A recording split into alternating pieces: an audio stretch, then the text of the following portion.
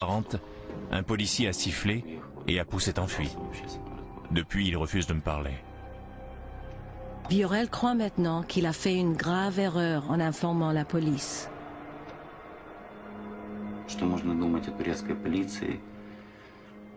Que penser de la police turque? Il y avait 60 policiers dans un aéroport surveillé qui ne compte qu'un point d'entrée et une sortie. Il y avait un poste de contrôle et une foule de policiers, mais Apu s'est enfui. Je ferai n'importe quoi pour la libérer. Je m'en fous. Je vendrai mes putains d'organes.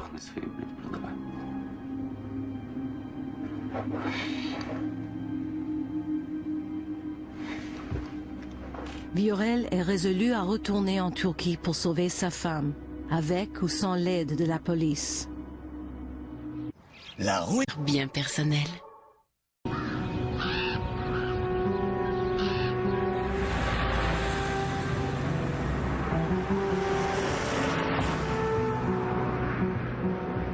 Le périple de Katia vers l'un des plus violents trafiquants d'esclaves sexuels de la Turquie a commencé en Moldavie, un pays situé entre la Roumanie et l'Ukraine.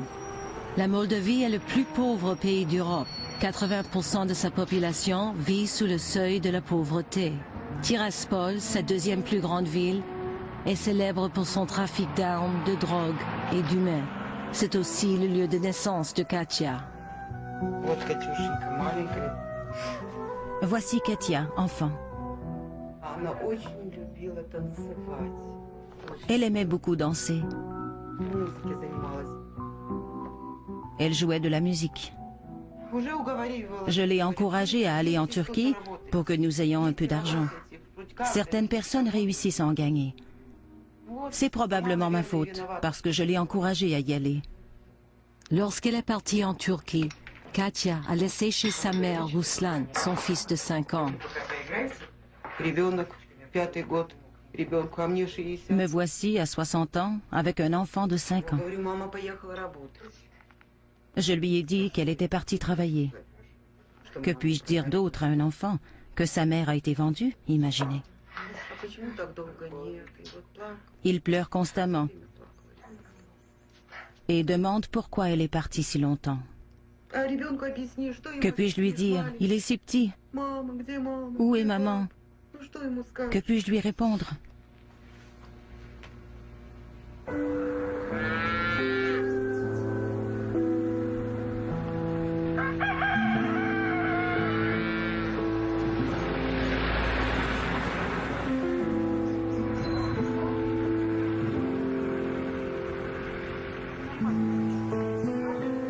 Aujourd'hui, Tania, âgée de 23 ans, revoit sa famille pour la première fois depuis qu'elle a été brutalement vendue pour être une esclave sexuelle.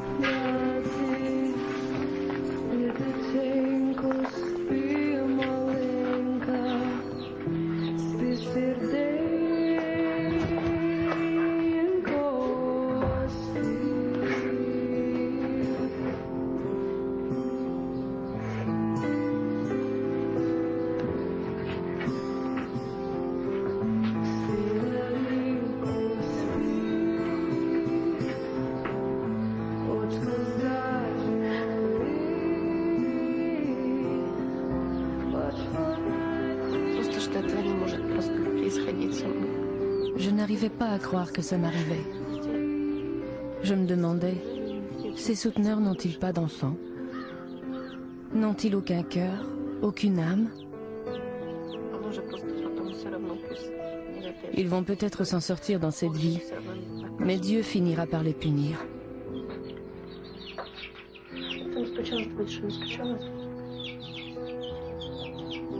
Je travaillais comme cuisinière dans un café dans la ville de Nikolaev. Je n'avais jamais voyagé, jamais quitté la maison avant d'aller travailler à Nikolaev.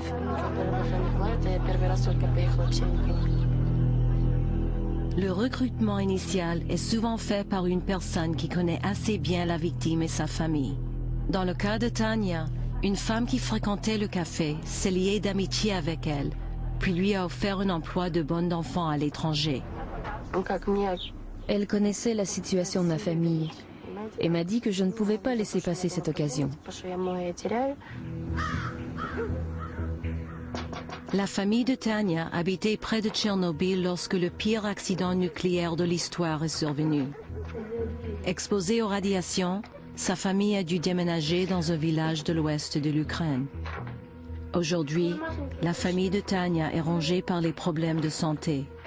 Sa mère et son frère aîné sont atteints de tuberculose. Sa sœur a une tumeur cérébrale et son frère cadet souffre de troubles abdominaux chroniques. Врачи сказали, что наши деньги его жизнь, если будут нормальные деньги, чтобы ему сделать высшее лечение. Le médecin a dit que les traitements spéciaux coûtent très cher. Il a dit que si mon frère n'était pas soigné, nous pourrions lui commander un cercueil. Je devais prendre un bus de nuit. Ma fille dormait et je l'ai embrassée avant de partir. Elle s'est réveillée et m'a supplié de ne pas partir. Je lui ai répondu que je reviendrais très bientôt. Elle a glissé sa main sous son oreiller pour y prendre une croix en bois, qu'elle a placée dans ma main en me disant « Garde-la sur toi ». Je lui ai répondu « Mais elle est à toi ». Elle a insisté « Prends-la, je te l'offre ».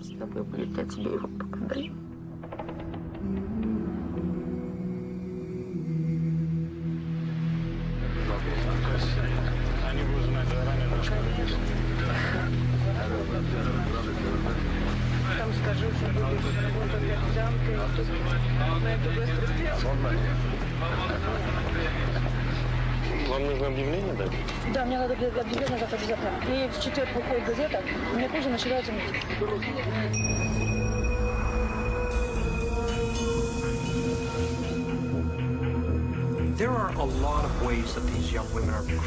On recrute ces jeunes femmes de nombreuses façons, y compris par l'entremise de petites annonces. On leur offre des emplois comme bonnes d'enfants, serveuses, femmes de chambre, avec des salaires de crève-la-faim, mais elles sont prêtes à les accepter, car elles auront au moins quelque chose à envoyer à leur famille. Toutefois, elles ne sont pas conscientes des dangers que comportent ces offres. Я потом встречаюсь с людьми. Если, допустим, вижу, что она, допустим, вам подойдет по возрасту там, и так далее, по внешности, так, швармов, чтобы не было, я чтобы ничего не было. А если, допустим, вот как, ну вот это, как, Аппендицит, что ли? Аппендицит, да. С аппендицитом у меня берут, я не знаю, я поэтому спрашиваю, я должна все узнать.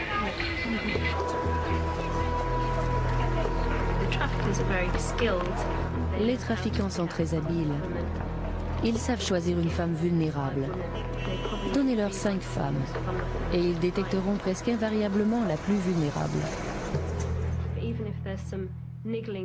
Et même si ces femmes ont des doutes sur la véracité de l'offre d'emploi, ou si elles croient qu'il s'agit peut-être d'un piège, elles veulent désespérément croire que tout ira bien et prendront le risque de partir. Elles se disent que rien ne pourrait être pire que la vie qu'elles mènent chez elles, et bien sûr, il y a pire. А на месте забирай паспорт. Забирай паспорт.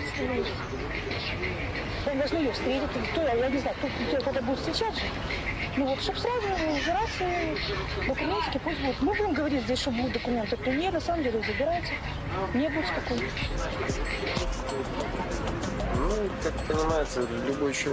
Quiconque travaille avec les gens doit comprendre leur psychologie. Vous devez savoir comment attirer quelqu'un dans un piège.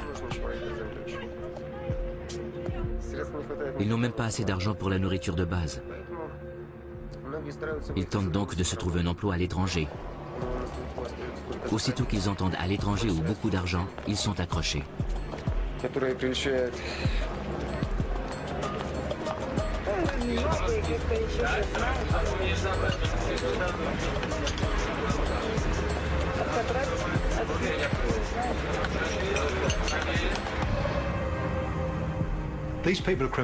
Ce sont des criminels. Ils touchent à tout ce qui rapporte de l'argent. Ils ne veulent pas être pris. Et aux douanes, c'est plus facile de faire passer des femmes que de la drogue. Ils savent ce qu'ils veulent. C'est très difficile de connaître la situation d'une femme qui passe par un aéroport avec ses bagages et son passeport. Ну, лично я этим не занимаюсь. Я набираю людей, а другой человек этим занимается. Потому что я не ресурсы, мне очень засвеченный очень сильно.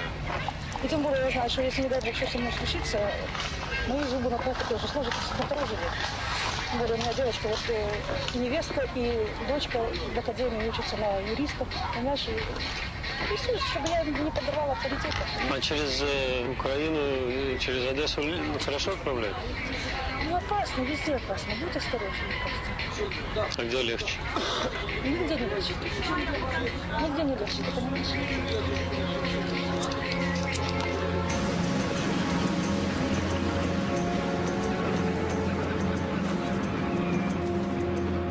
Dans le port d'Odessa, Pacha et son groupe qui ne se méfie de rien prennent le bateau qui les mènera à Istanbul. Nous avons pris le Caledonia pour la Turquie. Il n'y avait pas assez de place pour tout le monde et nous étions plus nombreuses que nous aurions dû l'être dans notre cabine. Je n'étais ni heureuse ni excitée. J'étais un peu inquiète, car nous allions dans un pays étranger. Nous espérions que tout allait